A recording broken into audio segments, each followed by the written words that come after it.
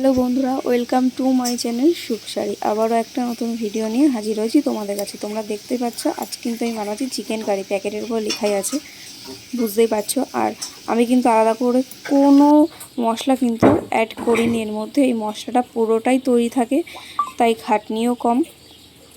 এটা ফ্রাই করার জন্যই আর কি নিয়ে আসা। তো ওইভাবে আমি যে তোমাদের সাথে ভিডিওটা একটু শেয়ার করি। আর ঘরে যদি তোমাদের টক দই থাকে, তোমরা টক দই দিয়ে ওই মশলাটাকে ভালো করে মিক্স করে নেবে চামচ দিয়ে। তো আমি 3 চামচ মতো টক দই নিয়েছি। তোমরা মাংস যেমন যেমন নেবে ঠিক সেই পরিমাণ অনুযায়ী তোমরা টক দইটা নেবে। আমি 3 চামচ মতো টক দই নিয়েছি আর মশলাটাকে ভালো করে আমি চামচ দিয়ে পেস্ট করে নিয়েছি। আর তার আগে টক দইটা কিন্তু আমি ফেটিয়ে নিয়েছিলাম, তোমরাও টক দইটাকে ফেটিয়েই নিও। তারপর আমি কড়াইতে অল্প তেল দিয়েছি।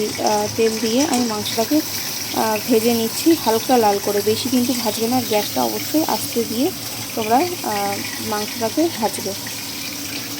তো এরকমভাবে আমি হালকা করে মাংসগুলোকে ভেজে নিয়েছি। তারপর আমি ওই একই তেলে কিছু গোটা গরম মশলা দিয়েছি, যেমন ধরো তেজপাতা একটা শুকনো লঙ্কা দিয়েছি, আর দুটো গোলমরিচ দিয়েছি, আর একটা এলাচ দিয়েছি। তোমরা চাইলে এটা দিতেও পারো, নাও দিতে পারো। আমি দিয়েছি কারণ যদি এটা ঘরোয়া মতো লাগে আর কি, ঘরোয়া রান্না হয়েছে এরকম আর কি, সেই কারণে আমি দিয়েছি।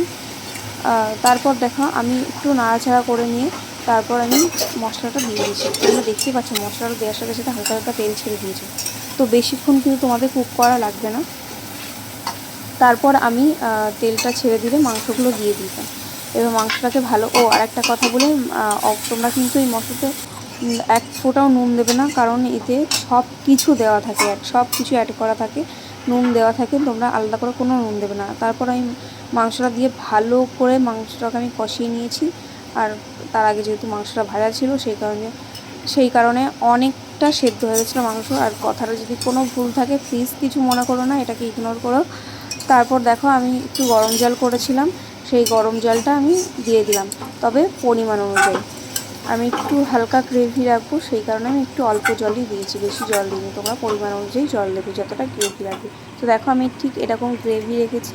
তো এই ছিল আমার আজকের রেসিপি। কেমন লাগলো অবশ্যই কমেন্ট করে জানিও। আর ভালো লাগলে অবশ্যই লাইক, শেয়ার, কমেন্ট এবং সাবস্ক্রাইব করো। আর তোমরা পারলে এরকম চিকেন কারি প্যাকেট কিনে নিয়ে এসে, মশলার প্যাকেট কিনে নিয়ে এসে তোমরা বাড়িতে ট্রাই করে দেখতে পারো। আশা করি ভালো লাগবে। তো আমাদের তো ভালো লেগেছে। তো কেমন লাগলো তোমরা কিন্তু অবশ্যই কমেন্ট করে জানিও। আবার দেখা হবে নতুন একটা ভিডিওতে। Tata, bye bye.